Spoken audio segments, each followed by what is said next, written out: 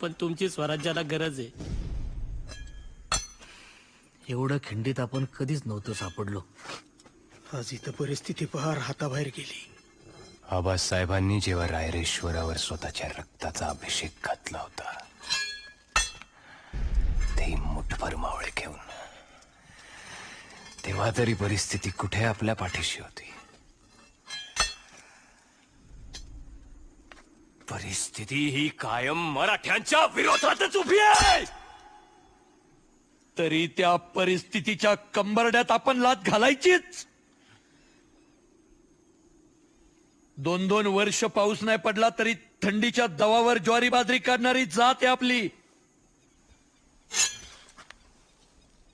निसर्गाला नाही कधी जुमानला पोर्तुगीज काय.